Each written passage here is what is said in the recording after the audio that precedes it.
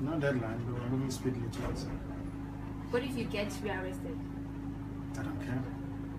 Okay, that's interesting. In the past, you have asked Biafrans not to attend churches manned by Yoruba pastors. Yes. Why has you seem to have toned down a bit on that? Yes. Because they have changed as well. Oh, interesting. So people are saying that federalism is not working for Nigeria. How do you intend that the new Biafra will be governed? Confederation. Every ethnicity will have the rights to control their resources and to govern themselves. There will be no interference from anyone whatsoever. How do you react to the US ambassador's prediction that Biafra is a failed project, or the Biafra project will fail?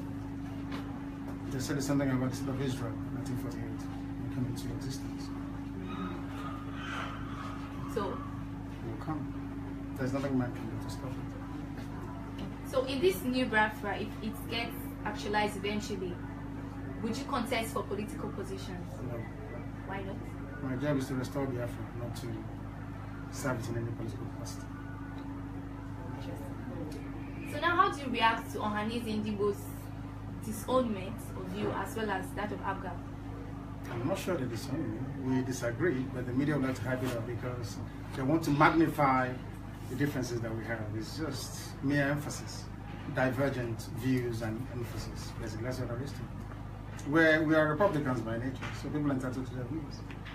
I may not welcome it, but I defend the right to vote all the time. How has IPOP and yourself reacted to the Arewa ultimatum to Igbos in the northern parts of the country? It wasn't directed at us, so I couldn't possibly react to it because it's not directed at us. But I think it goes to show that they're in tune with the prevailing trend, which is referendum. At least we welcome the fact that some of them are Democrats. I don't understand how it wasn't directed. You are the leader of Biafra. Are Igbos in the north not part of They are part of Biafra. They've been, your landlord said you should go. Then what do you expect to do? Exactly. Your landlord said you should go. He's trying to go. If you said they will kill you. They've been doing this since 1945. They kill all the time, so it's nothing new to us. It was reported that you had said no elections in Anambra State. Do you think that can be possible without bloodshed of some sort? How can you be bloodshedding when you're in your house sitting down and enjoying Ofensala on the 18th of November 2017? How's that bloodshed? So when you say no elections, no referendum, how do you intend to make this happen? Are you going to declare that Biafrans sit at home on election day? Yes. Yes. There will be no movement. No cats, no dogs outside, no chicken, nothing. Okay, so complete silence. Those in the zoo say that you're a hypocrite and that you have a British passport and yet you have asked Biafrans to destroy theirs on a certain date. What are your reactions to this? I never gave such a directive. You're asking me a direct question, and I speak truthfully and directly. I did not give such an order. If people want to destroy whatever document or papers they have on them, that's entirely up to them. Okay. And I'm not a hypocrite either, because my land was forcibly taken over by external forces, and I'm being forced to live under it. It's my job to fight to get myself out of it. Nnamdi Kanu, Ahmadu Bello, they all had British traveling documents before they still fought for independence and got it. Something applied to George Washington in America. He was a British colony settler, traveled about as a British citizen before he got USA out of the mess that was colonial from England. Something in India. There's nothing new. So from my interview now with you, it appears that the media sort of has a lot of biased information going on, about IPOP. Because those that fund them have an interest in maintaining one Nigeria. Those that loot, steal, cheat, criminalize the entire political landscape, they have something to gain. So the more Nigeria continues, the more these criminals and rogues get fatter. But then how do you intend to stifle the false information that goes by all the time? It's by trying to respond. When people like you come around and ask me questions, and then I respond to it. If those who are sensible and reasonable understand what I can do and what I cannot do. I've been in the public limelight for close to 4 years. So people know what I can do, what I cannot do. If people wish to delude themselves with false propaganda information about me, they're more than entitled to it. I cannot stop them from doing so. But what I say to them is that those people who are feeding you this junk information about me, they do not wish you well. People like us, IPOB, are the only ones that can save you from your chronic poverty, from your diseased state of mind, from your horrible bad roads, from your non-existent hospitals, from your absence of infrastructure. And we're the only ones who can make it possible for you to get a job. That's how it is. All those people telling you all those nonsense about Nnamdi Kanu is because they know that Nnamdi Kanu is capable of articulating a policy or a viewpoint that can get you out of the mess that you're in. So they want you to remain poor, to remain blind, for your parents to be dying. It benefits. So, lately you've been granted bail conditions. Yes. And the Nigerian government and a lot of public opinion analysts seem to think that you're breaching the bail conditions. Where were those people when Buhari refused to obey court order upon court order upon court order? Why didn't anybody go to Daura or go to Asarok to ask Buhari why he'd failed to obey court orders to set me free, to release Dasuki and to release Zagzag? Why have they not obeyed the court order to release Bright Chimezie Ishiwa as pronounced by a competent court of law in Uyo? Why don't people concern yourself with the gross abuse of human rights being perpetrated on a daily basis by DSS, by the police and by the army? Why are you not trying as hard as possible to uncover the mass grave that they have in army barracks in Onitsha?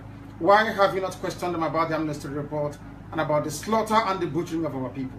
Why are you people so hell-bent on things that don't matter, whereas you should be concerning yourself with things that actually matter? Have you asked them why you have no light, why you must run a generator? Have you asked them why they import refined fuel when you have 4 modern refineries and you have abundance of crude oil? Have you asked them any of those questions? Why don't you have good roads? You have aggregates, you have stones, you have bitumen coming from the ground. Why do you have bad roads? And you have unemployed graduates of structural, or should I say civil engineering. Why are you not asking them all those questions? Because they understand that Nnamdi Kanu mean well for the masses, for the people, the downtrodden, people who are suffering because of poverty. They turn your mind around because they know you are not disciplined enough to understand that you need to stand your ground to demand for what is yours. That is why it is very easy to twist the mind of a black person. Che Guevara came to Congo to fight many, many years ago, over 50 years ago. Why did he leave? Because he said a black African man cannot be disciplined enough to put the need of his self-preservation and survival over the need of the stomach. Speaking of demanding, have you ever thought about asking that the Southeast leaders be accountable for their non-performance instead of following it this way you are? How can they perform when there is no Southeast leader who is responsible for the maintenance of the Enugu-Iguacha, which is Port Harcourt Expressway? How can I hold any governor responsible when all these so-called federal roads are denied any form of attention or maintenance? How can I? Because it belongs to what they call the exclusive list. So now tell me, how can I hold them responsible for that? Are they meant to build Second Niger Bridge? Is it their business to build a Second Niger Bridge?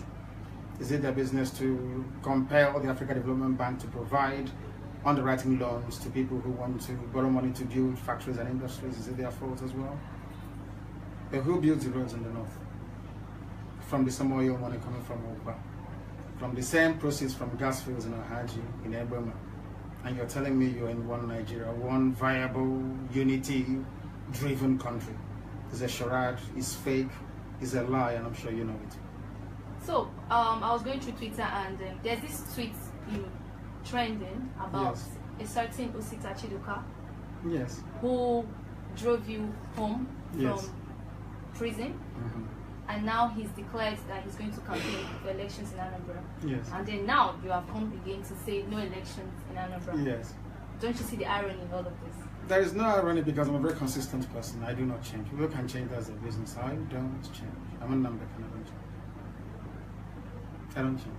You don't think this is some kind of betrayal?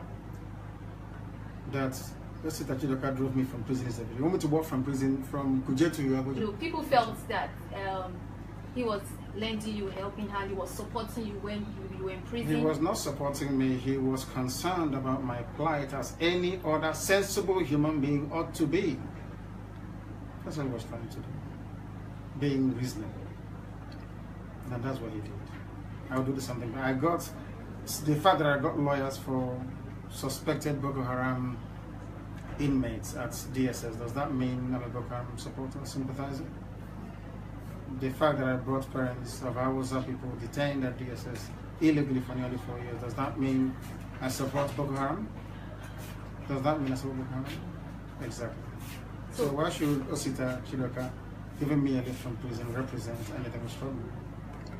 Sir, some political leaders in the Southwest and some Nigerians on social media have this notion that you are hungry for power and political position. That's why you are in the forefront of this struggle. What? Because they know that's what will appeal to you. I said it earlier, your primordial instinct of debasing yourself to your jealousy, basically. People who try to be like me cannot be like me, so they resort to very cheap slander. But I welcome it. It makes me become a better. I work twice harder than I should. So the more these battles come, the better for me. They know they're misguided, they know they're lying, they know what they're saying is false, but they say it because they're hoping to tap into the reservoir you have of greed, envy, and jealousy. Maybe if you cannot defeat Nnamdi Kanu in a reasoned debate, why don't we try greed and jealousy? Look at him, he's him, why not somebody else? You can't be me because you can never be me. Are there conversations you would want to have happen to put an end to Biafra from the Nigerian government? I mean, you've gotten the question wrong in my view, because there can never be an end to Biafra. Biafra will come. It doesn't matter what man does, it will come. So even if there is an evil president tomorrow, if you like, let my wife be the first woman U.S. president. It won't stop me. Sir, there is this sister organization or movement, that's the MASOP. There was a time, there was a news that there is a rancor between the IPOB and the MASOP. Has there been It's very interesting how you get news that you consider to be newsworthy or the wrong type of news and not the positive one. Myself came here along with 15 other groups and made me the overall leader of Biafra. I'm sure you're aware of that. yes, sir, yeah. Try and report that more often. We're not fighting each other. We know where we're going. We're going to get Biafra. There is nothing anybody can do about it. Absolutely nothing. Nothing, nothing. I need them to understand this. We've crossed the Rubicon, the point of no return. There is nothing anybody can do. If I'm alive, if I'm dead, if I'm wherever I may be, Biafra will come. If I'm dead, it's even better because it will come far more quicker. I assure you. Thank Sir, you. sorry, last question, sir. Sir, having a conversation or a box sample of Biafrans residing in Lagos and Abuja, even though a large percentage of them support the struggle, Yes. but they have the fear of what will happen to their investments and properties over there. What do you have to? The best security to have in preserving their investment is Biafra. If Biafra is fighting for you, don't touch your property. If you're fighting alone, you're bound to lose it. So Biafra is the best. We will become the 16th member country of ECOWAS. If Nigeria doesn't release those properties, then we'll take them to court and we'll get them back. Even twice the value. The Jews had investments all over the world. Most of the priceless artifacts and paintings belong to many families in Germany. It was stolen by the Nazi Party. Do you know that? Eventually they got everything back, with compensation on top of it. That's what we're going to do. If you touch our investments, we'll come back for you. And we'll know where we can get it from. So there is nothing for anyone to worry about. It's only, if I'm not stopping you from being a Nigerian, if you're born on the streets of Lagos and you want to be a Lagosian and your name is Adama, oh, well and good. There's no problem. We have our people who are in Botswana. So there's no problem. Thank you very much. You're welcome.